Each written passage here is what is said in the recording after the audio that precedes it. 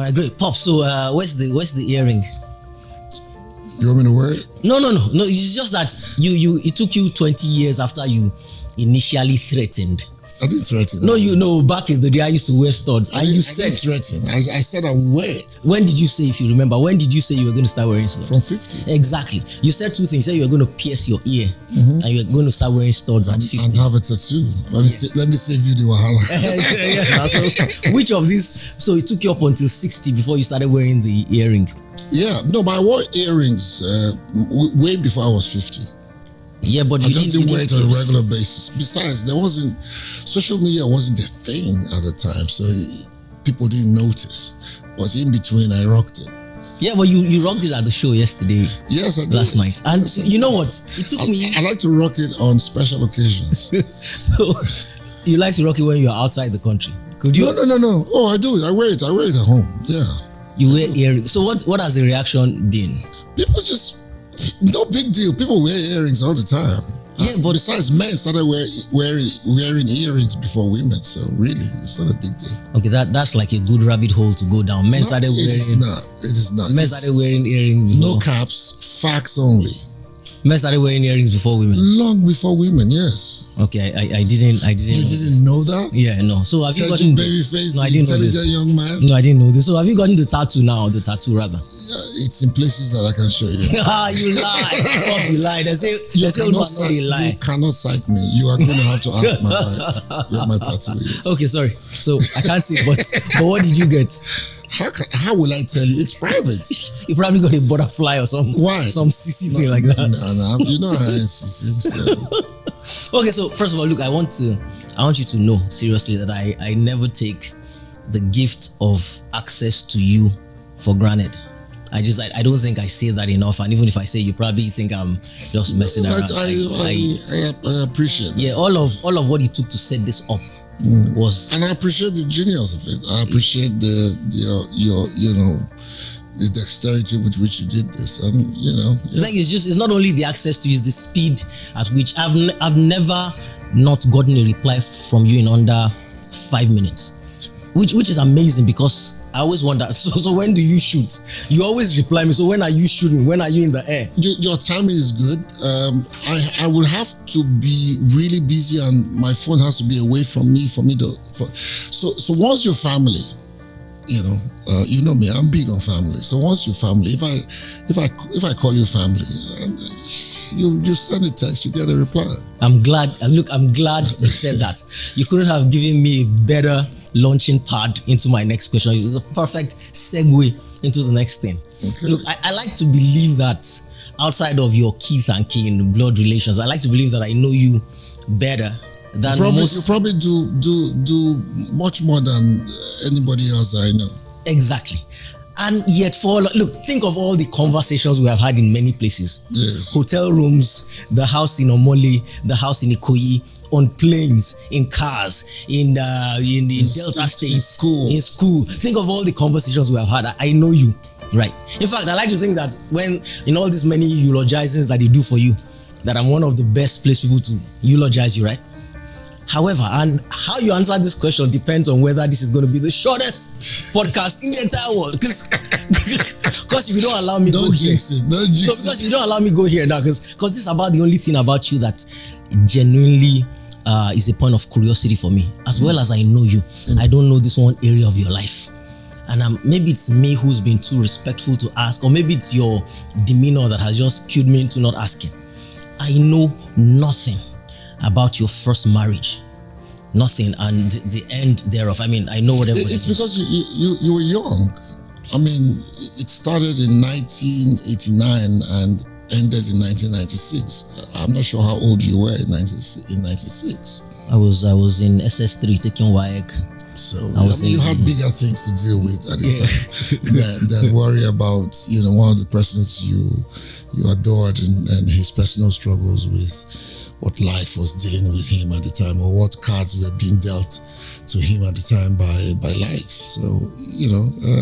So I wouldn't hold it against you. Okay, I'm glad you know that I adored and adore you. Let's be clear, because you're the only reason why I went to entertainment in the first place. I'm so happy that you didn't get disappointed. I hope, because you're the only reason, right? But this is so I've heard you talk about your first marriage, and I've heard in bits and pieces. In bits and pieces. This much I know. I know that you had met her somewhere, and then she had sent you. It could have been a text message back in the day, right? She sent me a note. A note, like a handwritten. She was a writer. Yeah, so she sent you like a handwritten note, and she said, and this was what she said, that if you don't mind the stares of men and blah blah blah who adored her and liked her, and if I'm man enough, I should come out on a date with her. Yeah. To which you said in English. Meanwhile, you say what you said in English. I can't even remember what I said, but it's to the effect that they never born the person who will make me. Wait, now I want to talk with that, because you always say it in English. They haven't given birth to the man to the man that will make me feel intimidated. It's not possible. Besides the fact that I feel like I'm well grounded in whatever it is that I do, or my mama raised no fool. I'm well aware of what I am, so I don't think that I can be intimidated by any human being on earth. So that was my reply, and that was it. Yeah, so that's what you usually say in the interviews I've seen.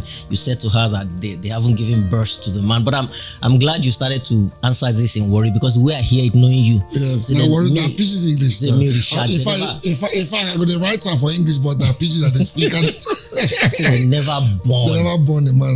The man. Or Bieda. Like Yoruba continues to upset me. But you know what I say all the time, that if I understand Yoruba half as much as I understand Urobo, my English will be impeccable. I will be such an amazing writer.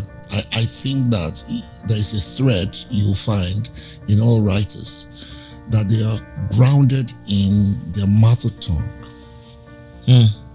Because it's the language that you speak first that is the core, that forms the core of your communication. And so look at nice, look at Q dots, look at people who speak the language, the English. Let's not even talk about Shoyinka, because that would take like a different podcast to do that. I'm like an acolyte of his. People who are grounded in a certain language, if they have the ability to transliterate or to transcend their language into the English language, they are so articulate. It's amazing. Okay, so you got married in 1989. I was in primary 5, just for you don't have to make it look so bad. just for perspective, for context. And it ended in 96. Yes, she passed. What happened? That's the part I've been too scared to ask you about. Well, it was an unfortunate incident. She had an operation, that the fibroid operation that went wrong, that went south. And so here's the thing for me. To say you've bounced back is an understatement. In fact, there's more than one generation of people who admire you, who adore you, who don't even know that part of you. If some of them are listening to this right now, this is news to them. This is how much and how good you bounced back, right?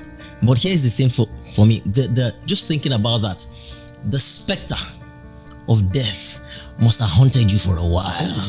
It's something I've lived with that all my life. Pastor Dukora's death brought all of that back to me, because one of the biggest challenges I faced when my wife passed was, what if it happens again? What if I get married and it happens again? It's such a present fear. It's so consuming that, it's the kind of fear that you sleep and you wake up in a state like, no, I can't do this. And thank God for my wife today. She was the very reason, she was my strength, because she made it clear that, you know, her own faith and her own destiny is very different from that, and I shouldn't have that fear, and that's never going to happen again. Wow. So I mean, so you're completely away from that now. Yeah, I mean, it's been a while. Yeah, it's been a while. And that's the injunction for us that are men of faith, or that's the injunction, that it is not how many times you suffer grief or you fall. It's in the rising. The whole story of the phoenix, you know, it's about the rising. It's not about the fall. Okay, so there are two incidents that involve girls in my life where you feature prominently. I did? Oh yes. Oh, you feature very prominently, and I'm going somewhere. So this might have been circa 2004. This was when we used to go to Lagbaja at the end of every month. So we'd go and perform and all of that. So that Friday you weren't going, right? So for some reason, I don't remember what I came to get in your house.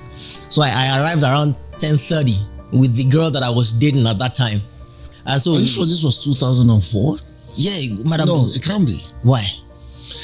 It cannot be, because in 2004 I was no longer in Okwebi. No, you was in Omoli. Okay, I was okay. So this was Omoli. So fine. No, it was at night. So let's go. So let's Omoli. Oh, you were already married. Yes. You were already married to my sister then. Yes. Okay. You were married. So in fact, that's why I said you were in bed when we entered the Omoli house. Yes. In fact, you were in your pajamas already. Okay. So you came down the stairs. I forget what I came to get. You know, so you came down the stairs, and of course, I wanted my date to meet you.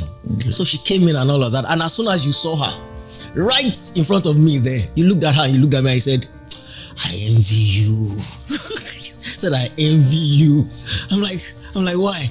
You said, new love, young love. Man, I will never feel that again. And we all laughed, right? And she was so taken by your charm and all of that. And I thought I understood what you were saying.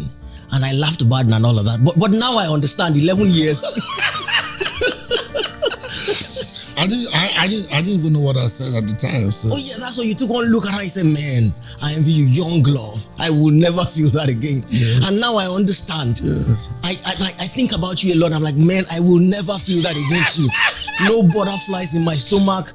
No will she call the next day. No will you, I mean, none of that. It's conquest. So you've I don't know how much you know about Alexander the Great. You know, it's conquest. You look at territories ahead of you and like, man, I wish I can just conquer these territories, move my empire to where the Turks are, and then you do it.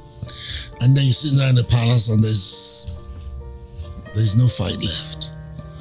You look to your right and your left like, is there nothing to do anymore? I said, the Turks are answerable to me. And I said, yeah. So she's answerable to me. And I said, yes. All right, okay. Okay, so now I'll tell you the second incident before I ask you the question. So this was a couple of years. This had been a year later after that. So a year later, a year and a half later. So we go and see the premiere of Mr. and Mrs. Smith, the Brad Pitt and Angelina Jolie movie at Silverbird. This was when Silverbird Galleria was the only movie house in Nigeria. So it was a big deal, red carpet and all of that. So we went, you, me, my sister, you know, all of that. So I was dating somebody else, you know, at least that evening. And so we went there. Oh my God. So we're there that evening. And so it's all the, you know, all of people were greeting and all of that before we go and see the movie. And then a minute, I think she turns to buy popcorn or something. And then you look at me, you look at her, you look back at me and say, I'm proud of you. So I'm proud of you. I'm proud of you. And we laughed and all of that. And here is the thing for me. You are who you are. And you've managed to keep this, you know, you've been scandal free, so to speak. I mean, there are. What do you mean by that? I mean, I've had my fair share. Yeah, I mean, you've had your fair share, but where's the root of the scandal? I mean, it's always somebody throwing up something in the air that never sticks, usually. With your endowments, I mean, people who don't even have half of what you do have, I mean, we know what goes on and all of that. You must get propositioned on a daily basis. How have you been able to keep it on the straight and narrow? I smile and I smile through it all and try to be civil, because there are pitfalls. They're like, not pitfalls, they're like mines set all around you. So you have to be very careful. You thread carefully. And if you manage to thread carefully long enough, you'll master it. So it becomes a dance. I think it was Muhammad Ali that was asked once how he has managed to remain a champ for such a long time. He said it's not avoiding the women, but avoiding the clubs. And so in a sense, I avoid the clubs as well. I go when it's very important, if it's not work or if I'm not entertaining people from out of town or anything like that, or just having a good time with a close circle of friends who protect my flanks. I just don't show up. When I show up, it is because my flanks are protected.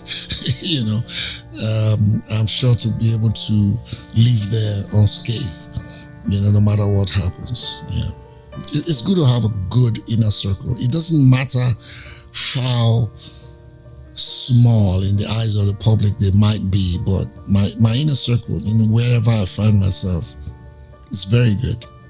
They're just plain ordinary folks like yourself, but they will protect me. Okay, so this question is almost like that one, but it's different. Being faithful in marriage is not. Look, I have to say this before I'm misquoted by somebody. Teju Babyface said being faithful is hard. That's not what I'm saying. It is hard. It is hard. It's not every day. Because if you're in the kind of line of work that we are in, it's very hard. Because let's face it, every one of us that is married, we are the target. We are the target. I mean, look at how women are. I mean, how can you escape it? Women are like Delilah. They are like Jezebel. They prepare. And the only way you can perpetuate the real intentions of the enemy is to constantly aim at the image of God or the symbol of authority in any home. You shoot it down. It's like being a general. It's like being a commander in a battlefield. You drop him and the enemy, the battalion scatters. So this is what I heard, though. This is what I heard, that even the women themselves may not know, but they are probably the ones who come after us, very determinedly, who want to make it happen. They are probably tools in a greater scheme that they may not know, and it's about taking down the head of the family. That's it. That's what the mission is. Wow. That's what the mission is. So it's very difficult. You have to get to a point where your wife understands what she's up against as well. Oh yes, because if your wife is not up to speed on what she's up against, then your flanks will be left open. Oh yeah. So if there is no harmony on that field, I saw T.D. Jakes speak about this, and I was so impressed. He said, "If you want to know who's got my back, jump me." I think I heard that. Yeah. It's like, jump me. He said, "Mama bear." Oh my goodness. Yeah. It spoke to me. It spoke to me, and for me, that is what defines my life. Family defines my life. You don't touch my family, and if I can react in the way that I react, when you touch my family, then my family's got to be able to react the exact same way. I was having a discussion with I think it was my cousin earlier today, and we're talking about my cousin anyway, it was in the company of people I was with today at lunch, and I think it boiled down to that you have to have people who understand. Okay, yeah. I was talking with a cousin of mine on the phone. He called from Houston, and he was talking about look at how people support each other in the examples that you can find. And just imagine for 1 second if we all just the way black mothers used to protect their sons in the African American community. Look at Shaq in all his height and everything, strong mother. Look at LeBron, strong mother. Look at this, strong mother. Look at this, strong mother. Look at this, strong mother. Just imagine that we can have that replicated at every level in the Nigerian example. And for every time a Nigerian sees another Nigerian, we are kindred spirit and we watch out for each other. Imagine how strong as a community we can be. My brother tells me, my cousin tells me the story of him being in Malaysia for a very long time, and he was struggling, and he had landed in Malaysia as an immigrant, and his money had finished, and he was kicked out of his hotel, and he was just wandering the street, and he sees a black guy walking towards him, and he looked at him and he said, spoke pidgin English to the guy like, my name is so and so, I'm from Nigeria, and the guy looks at him and says, this your pidgin, black say be Warri boy, you know. And he said, I be Warri boy, my name is Damijo. Damijo, my father. I said, I be allowed Rupiki now. And they connect, and the guy says, come. And he took him in to his house and stayed for 3-6 months or so before he arrived in the United States. There's something about us who come from Warri. When we meet outside, we would die for each other. I don't know how the young folks are doing it now, but it's what you see between me and Ali. It's what you see between me and AY. You know, it's what you see between me and Bovie. I don't know how the younger ones are doing it, but Ali can't call me that he has a problem and I'll sit back. I can't. I mean, AY can't call me that he has a problem and I'll sit back. And I think the same for myself. I can't call any of them and they'll sit back. I think that we need to replicate that on different levels, and then we can be a stronger unit. Because we are constantly under attack. Because we are God, it pleased God to make us heads of our families, and we are the ones that are under attack. If you get the head of the family, you get the family. So I mean, what would a woman who knows this, what would she do? What would be a man? Protect a man. Yeah, protect a man. He will fall sometimes and fall really bad. Oh, really? Really? He will fall sometimes. Yes, really bad, but he has to be able to help to pick the man up. But why do I feel like in this day that we live now, if a man falls, that seems to be the end of everything all of a sudden? Because they do not understand what roles they have to play.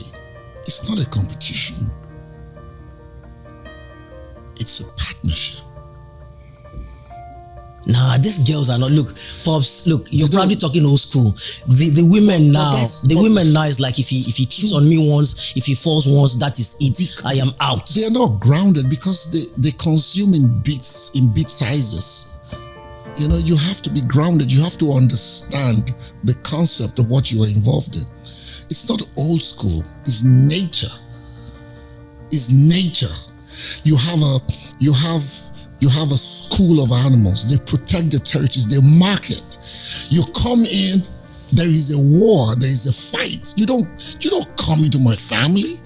So this is what you've said. I mean, I don't want to misconstrue you. Okay. You're married. Let me lay the foundation with this. My father said to me shortly before I got married, which was shortly before he died. He said that the type of woman that I wish you would marry, the type of woman I want for you, is then he switched to Yoruba because he used to do that a lot. It's better when it's spoken in the language, in the original language. Yeah. He said, obìnrin tí mo fẹ́ kó fẹ́, lóbìnrin tí ó rí ọlọ́ọ̀dẹ̀ ń bẹ̀, which meant a woman who will see you in the corridor beyond, that corridor there. Tí ó rí ọlọ́ọ̀dẹ̀ ń bẹ̀, tó ọmọ kiss obìnrin mi, you'll be kissing another woman. Yes. And she will ignore and pretend like she didn't see it. He said, that's the type of woman I want for you. He said, you know why? He said, because you are a star. And you see, it might be hard and a difficult ask for you to go through your entire life without challenges. You need a woman who will understand that. Is that what you just said? That's what I have. That's the rock. That's the rock of my being. That's my stay. I have the best wife in the world because it has to be. That's the reason why I can go out there and for lack of a better language, and flex. Because I know who is behind me. Now, that does not take away what your responsibility to the woman is, because remember, when Eve ate the apple, nothing happened, right? You are also, that's why I said it's a partnership. A woman, that woman that your father prayed for you for to have, you will only find him when she finds in you the protector also that her own father said to her that she will find.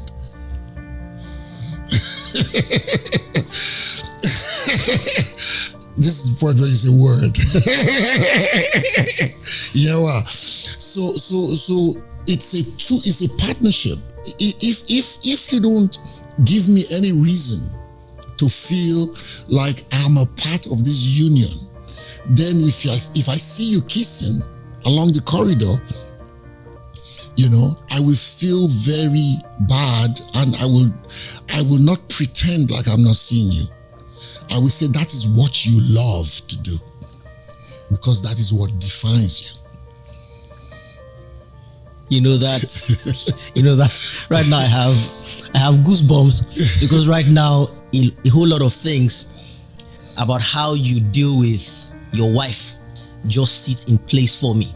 You are the man that if you had 2 cars at home, and one was a brand new Range Rover. Yes, that's my wife's own. That's your wife's. That's yes. You're that guy who gives her the better of everything before you give yourself. Yeah. The first time I made the biggest money in my life, I told when my manager brought the check to me, I held the check and I said, I gave him the check and I said, pay it into my wife's account. Wow. I was like, Papa, I said, pay it into my wife's account. I gave your sister the money, and she said, oh, you paid money into my account, what's it for? Is it for your children, or? I said, no, it's for you. He said, what do you want me to do with it? I said, it's for you, anything you want to do with it. That's it. Because I have to be able to show to her that this is the biggest money that I've ever earned in my life, right? I could buy a car, I could go on holidays. And I just said, you know what? This is the person that made it possible. So I gave it to her. And typical way, she will not like flutter and like, okay, thank you. Yeah. I know how she is as well. It used to bother me when we just started, I'll travel, I come back with like 2 suitcases, and 1.5 of the suitcases are on, and then I was like, put it on, and she was just saying, thank you, put it there. I'm like, you didn't like it? You said, I liked it. Hey, look, I have done some crazy shit, but because she also knows that I am remorseful, I'm a work in progress. So like I said, if your wife doesn't feel that you are also taking responsibility in the partnership, she wouldn't be the woman you want. So it's a two-way street, and I constantly pray that I am the man that she wants. And she used to say something to me before we got married, because I would always say to her, the biggest problem I have, I don't think I deserve to marry you. That's the biggest thing.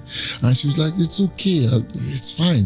And I don't know if I told you, I said to her, I said, if you change, I will kill you myself. Because she was too good. She was too good. I was an eligible young man, and I had been married, I had lost a wife, and everybody was around, and and she would come to the house sometimes, there were like 10 women all over the place, and I'll look at her and I'll tell my younger brother, go drop her. I'll say, go home. And she would just turn around and go home, and then everybody leaves my home, and I'm like, I'll call my younger brother, I say, go tell her that I said she should please come back. And she would turn right back and come. I'm like, why are you so nice? I don't get it. Why don't you say something? I was really afraid to marry her because she was too nice. And I kept saying to her, I hope you won't change when I marry you. She said no. So even at the lowest point in my life, when I look at her and I say, I'm so sorry, and she's like, Do I have somewhere I'm going? You know, and that doesn't cause me to want to sin more or to want to do shit more, but it builds more responsibility for me to be able to like say, you know what, you have to, you know, slow down. So does it get easier now that you're older? Oh yeah, it's easier now. I mean, she looks at me, you know how I love my Friday nights, and so if I'm at home certain Fridays, and she looks at me and it's like, what happened? No whiskey today, no cigar today, no jazz music today or something, you know. Go and join your friends. I want to sleep. You know, so yeah, it's easier. I mean, we've lived alone together for like 11 years. No kids, no house help, nothing. Yeah, that was the nirvana that you always wanted now. I mean, and now you have it. Yeah. You know, somewhere at the back of my mind while you're saying all of this, I can't help just hearing Ali's voice in my ear. And it was because you mentioned Okwebi. When you were in Okwebi, when armed robbers came to the house, Ali, for some reason, Ali likes the part where he say, I don't know what happened. He said they wipe bros. With my stereo. Yes, they wipe your hand with, they wipe bro's hand with stereo. Apparently you were cheeky or something. I can't even remember what I said, but I just knew they just slammed they took my turntable and slammed it on my head. You know. Anyway, I don't know why that just popped into my head. I just wanted to make sure that it was still you that I was chatting with. Okay, so there's a question that almost every single interviewer who's ever interviewed you has asked you. They always ask. Guess what question? That one question they always ask. Your favorite movie or? No, they always ask you, what is the secret of your longevity? How come some 40 years later, some 40-some years later, you're still the most bankable actor on the African continent? How come? What is others have come and gone? What's my answer usually? You know, you answered. Look, how did you know I was going to tell you your answer? Tell me that. You have a standard answer you never deviate from. You had a clause here, a phrase here, a word here, but it's always the same answer. You say it's grace first. But it's not only grace. You have an analogy. Yeah. You have a particular analogy that you use. You say you see the grace like a tub of butter in the middle of your head that just melts and dissolves and just come. If I have to, and renews me. Renews you. If I have to hear that analogy one more time, I will eat my shoe.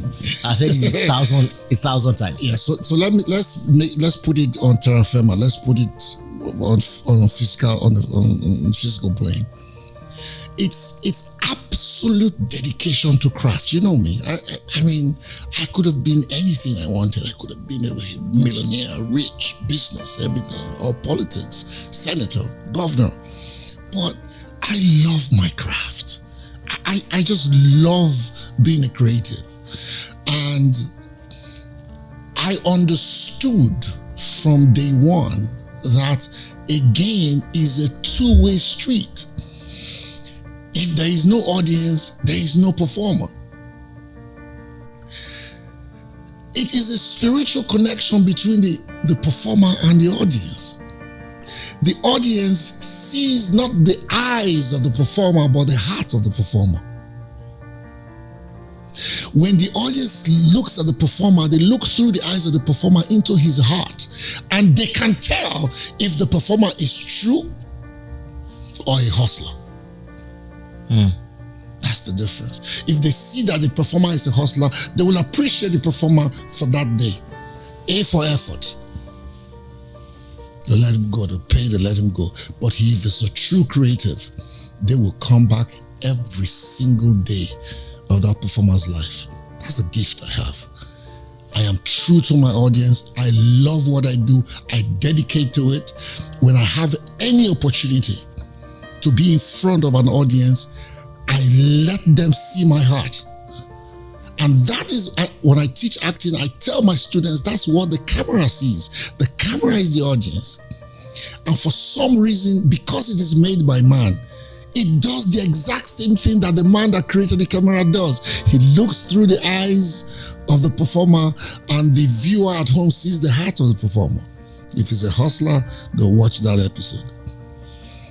If it's an actor at work, they will binge on the series. They will wait for part 2 or season 2. They will beg for season 2. I enjoy that. And that's on the physical plane, that's what it is for me. Because I tell people I'm as hungry as I was when I was 22 leaving university, if not hungrier, right? The best film of my career just dropped 2 days ago. The trailer, The Black Book. And it took us 13 months to do it. At a point, it looked like it was never ever going to come out. And today I'm writing passionately about it because I want people to glimpse a little bit of what I went through to get to where that film is today. It was at the heart of COVID. During COVID, they always used to say that the oldest person on set is the one that is most at risk. And at every time I would look around, apart from the set designer, neighbor who I wasn't sure was older than me or we're same age or whatever, I was the next oldest person. But all the young people got COVID like 2 times, 3 times. And I kept saying, I'm going to soldier on. COVID is not going to touch me until I'm done with this project. But I still had a disaster. I was in the hotel room. I was going to drink tea in the morning. I plugged it. I could have asked for tea from the restaurant or anywhere, but I plugged it. I said, let me make coffee. And it was one of those kettles, unfortunately, that was attached to the cord. So when I carried it, I thought I would just lift it from the base. But when I carried it, it dragged. And hot water, boiling water, hot, just poured. You see the discoloration between this place? Yeah. And the rest, yes. All of that. And my first reaction was to go on my knees, and my entire skin shifted. My entire skin shifted with my, and the waiter screamed at me, said, don't touch it, don't touch it. And I took my hands off. And he ran off and brought palm oil and was just pouring palm oil. I was looking at my legs and my thighs, and my skin was just bubbling, you know. And it was 3 days into the shoot. And all I could think about was the shoot, because I had the shoot the next day or that day. So I that was another story. I was driving my Mini Cooper, so I drove to my hospital, and because of COVID, there was a special entrance, you know. So I drove up there, and they wouldn't even let me enter. I just kept my hands on the horn, and I got in, and they're like, they saw that it was me, like, oh, R.M.D, I'm sorry, we're sorry, bro, you can't. I said, I don't have COVID. And I said, look at my legs. So they saw my legs and they screamed. I said, I need help, you know. These legs? Yes, they try to fix it. Look at the discoloration here. You've healed nicely. Oh yeah. Wow, really? So I went in, they treated me. I called the director, and they were like, oh, we're going to postpone the shoot. I said, hell no. You know, I went to location that day. They looked at me. I was in severe pain, and I had an action sequence that day. I'll post that action sequence someday when the film comes out or before it comes out. So I said, you know what? They were like, let's postpone. I said, no. So I said, please look for a way to pad it. So they would pad both my legs. And I was supposed to be running with a gun, falling, getting up, shooting. So they would pad both legs, and they would call for action. And I'll go at it. But it was part of the characterization. So it was like pain and everything. And when they say cut, I'll stop. They won't do it. Blood everywhere. Repad. It was tough. I read a comment by Mo Abudu, like, I've never heard you talk about a project so passionately. And I said, it's because it took blood, sweat, grit, everything. Is that why you refer to Black Box as being, because Black Book rather? You said that you guys why I keep thinking it's probably one of the biggest movies of my career so far. Why do you say that? That is a very instructive, that's a very weighty statement coming from you who has done some of the biggest movies. Yeah, I mean, this is my 40th year post-graduation. Yeah, so what about that film in 2023? Olebiri, or which one? No, the Black Book. What makes it the biggest film of your career? Because on scale and everything, and then the fact that I had to lose weight, I lost about 15 kg preparing for that role, learned how to fight, learned how to handle, I love guns already, learned how to handle it differently. I was trained by an active Marine from the embassy, American embassy.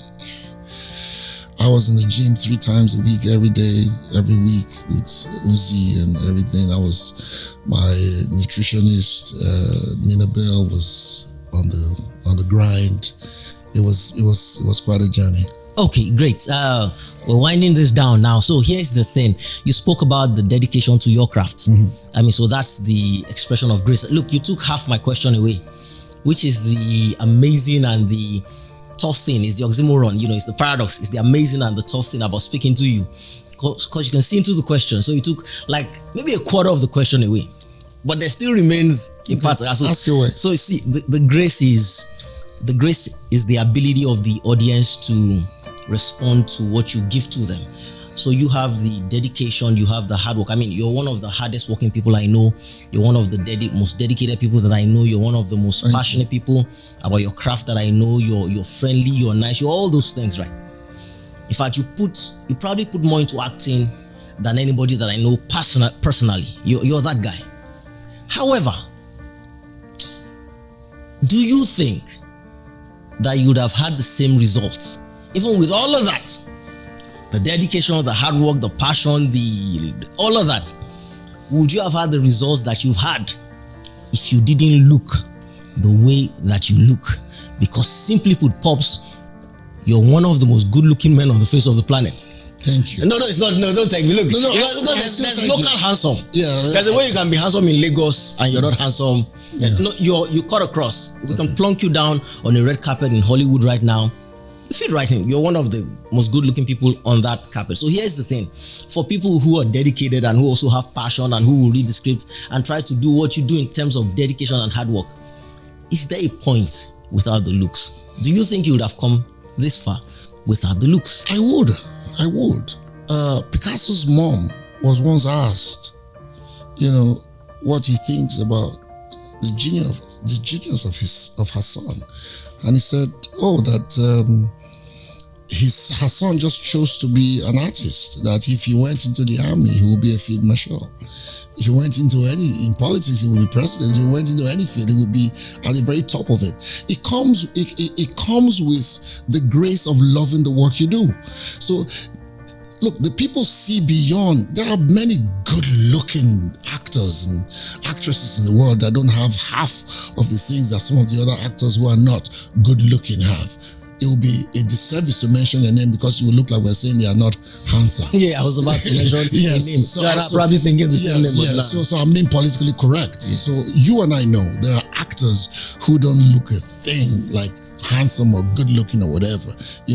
People who are not anywhere near 5 feet or whatever, but when they mount the stage, they're like colossus. So it's just that combination of all of the things you mentioned and every other thing in between. So the grace is the extra favor, which is the God factor. Just a conference of serendipity. So yes, that convergence of everything. So when they say everything falls in line, or everything in the universe aligns for you. All things working together. Your sister always says to me when we complain or when we're just talking, it's like, you shut up. You should not talk when people are talking. Because she will always say to me that God is just partial to you. And I understand that because I've seen it work, I have seen it work. I say to people, I'm the most unambitious human being on the face of this earth. I am laid back, I'm lazy, I am slothful, I am just, But if I have something to do, if I need to do something and get on with it, I will be the first person up and last person to leave. I was in Ghana before I came on this trip.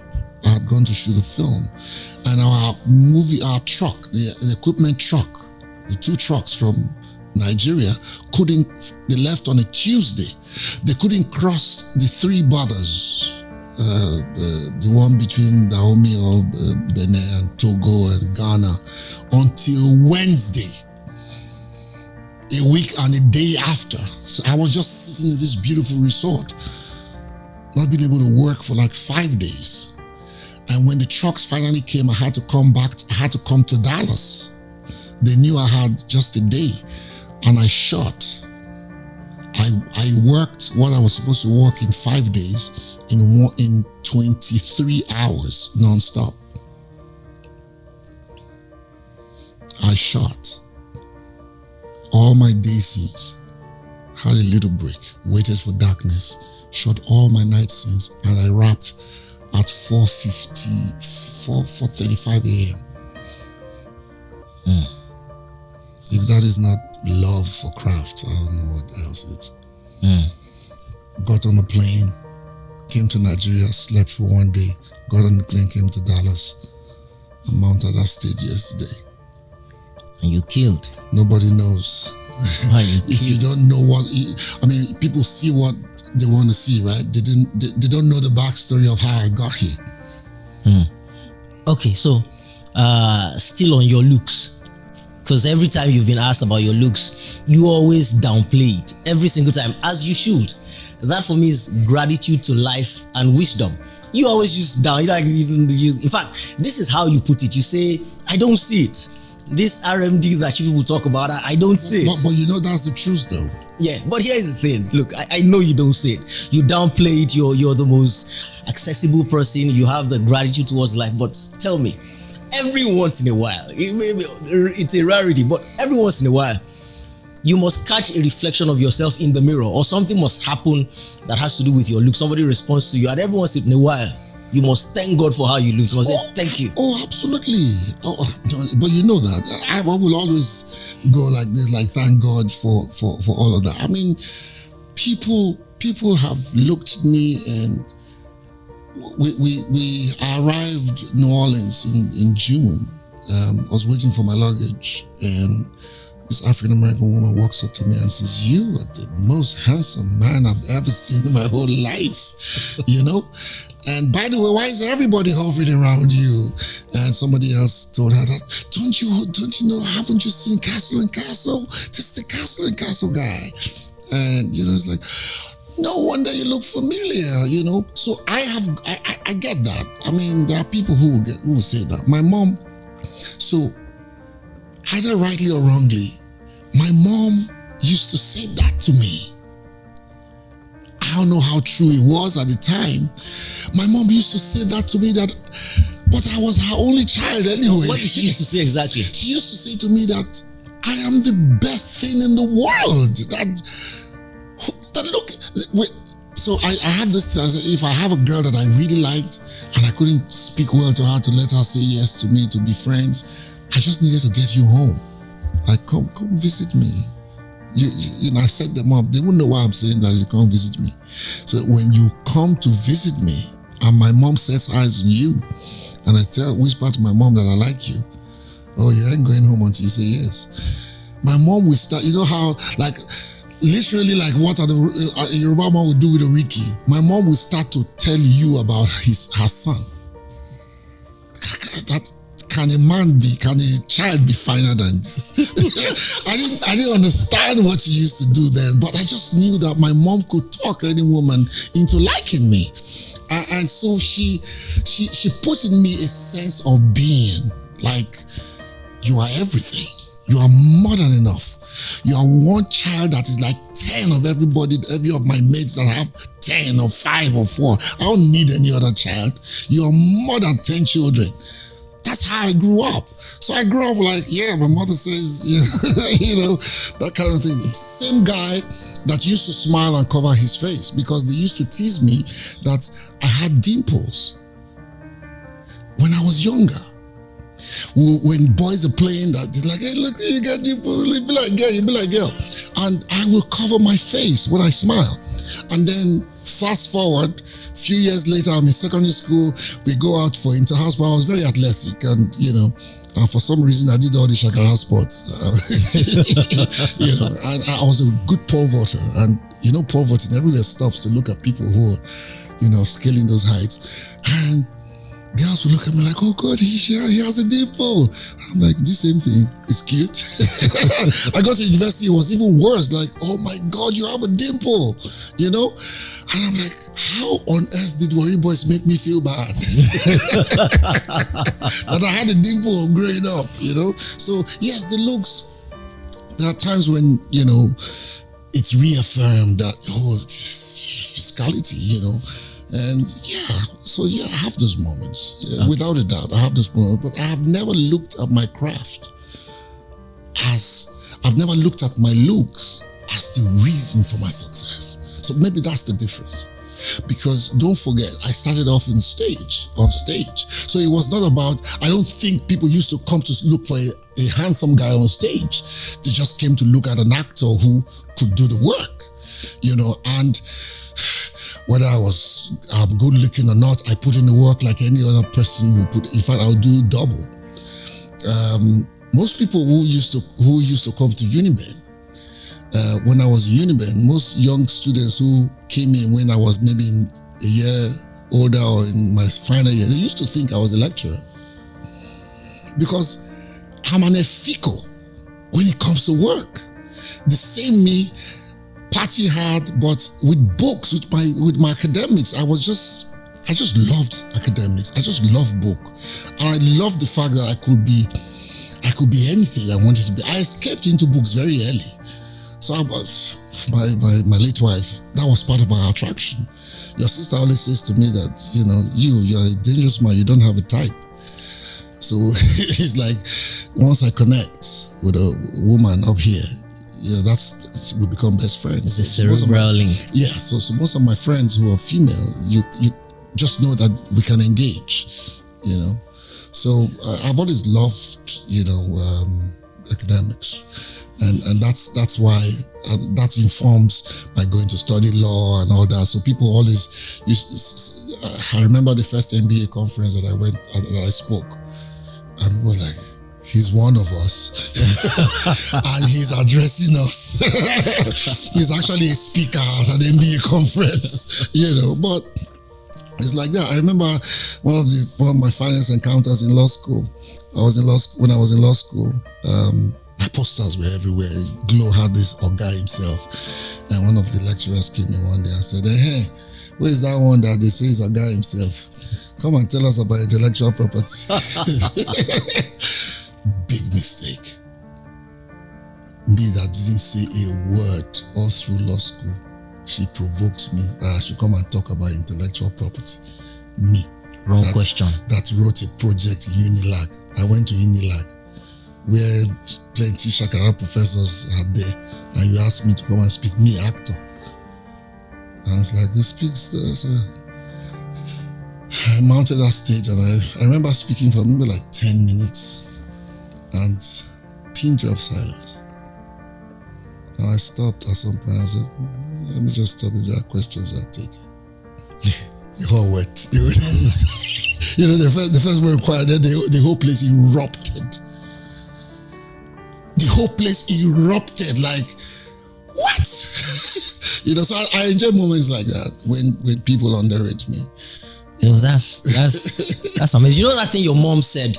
So I assume she said it in Urobo, not English. She would mix it with Pidgin English. My mom was not educated. Do you remember how she said it? Because we actually have a mirror saying in Yoruba. There's like poetry in Yoruba for what she said, that one child that is more than 10 children. Oh yeah. You remember how she said it? Oh yeah. I mean, it's a combination of everything. She speaks Pidgin, she speaks English. I think my mom was my hype man. That's the only way the Gen Zs can understand what I'm saying. Okay, my mom was. Because I want you to say it. That's what I'm saying. There was one of the. There was a song that she used to sing. So here's the irony of that song. She will abuse me in the song and she will praise me in the song. She used to sing it in Shekiri. She would say, "Eyi Mofe-Damijo, Emi Omato Segwa, Emi Atima Koko, Oloyigo Poki." I will abuse my God. Without even speaking Robo. Onomatopoeically, I can pick. But she would praise me. She would now praise me and abuse me in the process to get me to laugh. And she said, for some reason, when she says that, I will laugh. Yeah. My mom and I, you're just gonna make me teary all. Yeah, because the Yoruba part. I mean, the Yoruba. How do you say it now? A counterpart, for lack of a better word, of that thing is the Yorubas will say "kakakimbi egbaobu," rather than give birth to like thousands of just dirty kids. Maybe or conscious oga. I'll give birth incidentally to a boss, to oga. Yeah. To oga boss. I remember when Kemi Adetiba was doing King of Boys, and when she called me for part 2 and we were talking about King of Boys, and I said, oh, by the way, that was what I was called as a child. I was called the King of Boys as a child. They called me Awu. They used to call me Awutu. Literally mean packer of crowds. I mean, everything centered around me. Most of my friends would come to my place. My house was I can't say it on this place. My house was the place where the boys came. Everybody needed to go and buy Coca-Cola when you have a guest.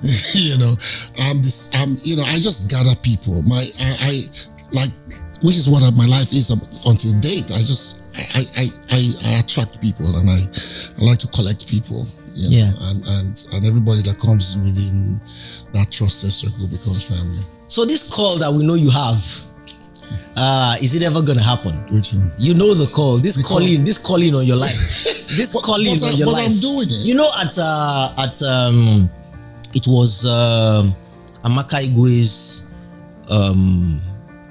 funeral service. It wasn't the service itself. I think it was the service of songs or something. For Amaka Igwe, where you were the MC at Ikeja GRA. Yeah, somewhere in that polo area. Exactly.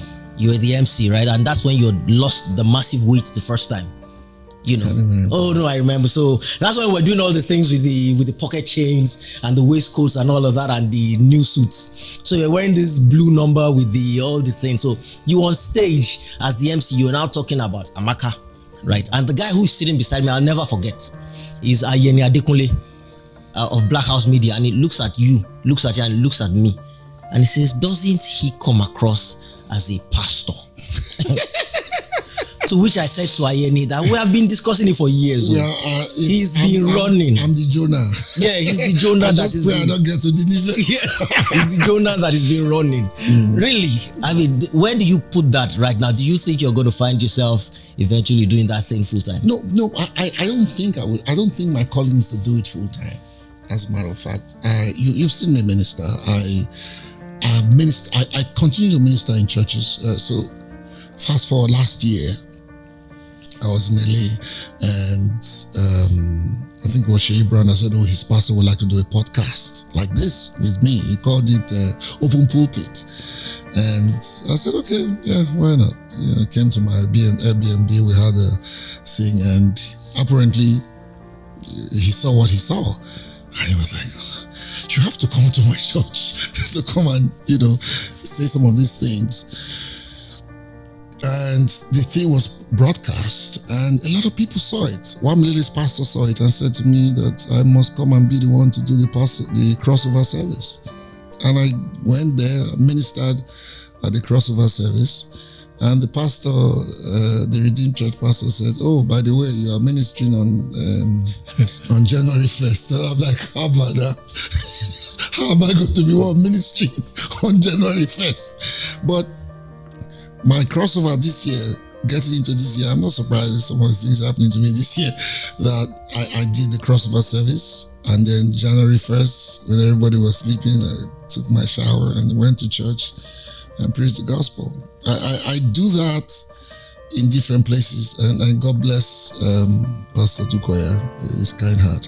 I remember also, I think a few people had spoken to him about me and my administration, and he had said to me to come to his church.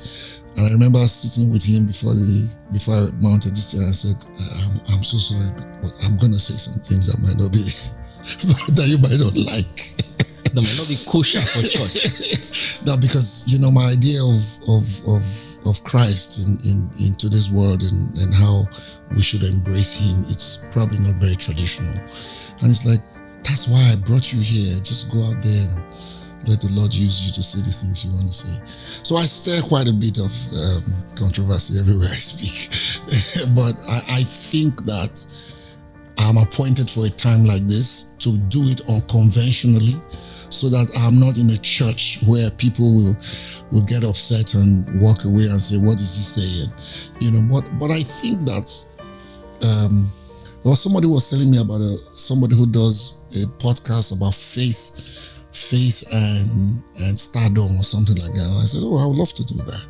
Because most Christians, the way we were wired, or the way we are wired to think that, the spirit of excellence should not be in you being a distiller. They think that like a distiller of whiskey shouldn't be called a Christian. Why? It's a craft. People built boats in the period that Christ lived. People owned vineyards and produced some of the best wines in that area at the time. If they wanted to be followers of Christ, they could. That's the whole essence of following Christ, is what? Come as you are. You come as you are. You can't stop people from first coming to Christ the way they are. It's when they come that their renewal starts. So let them come and they will renew and function in the societies that they find themselves, in a way that can bring people to Christ without being hypocritical. I think that's one of the biggest problems of today's church, is the hypocrisy. Haven't you seen the recanting of most of the old postures by renowned preachers and all of that? Imagine how they used to feel when a few of us voiced some of the things that we felt was wrong. And now, a few years later, they're like, okay, we were wrong then. So I enjoy going to some of these places and just ruffling a few feathers. Big bros. Miguel, thank you very much for doing this. You always make me talk, a bit too much. We got that thing going. I mean, if you and I not fit talk, some of the things we have done. Do you remember you and I parking our cars around Ajosi Adiogun roundabout and walking all the way down to Ocean View to go and watch Wyclef Jean? Oh yeah, when he came. Yeah. Just you and I. Before the show started. You and I don't do things. I will not go talk. We don't do things. All right, that's it. Thank you. All right.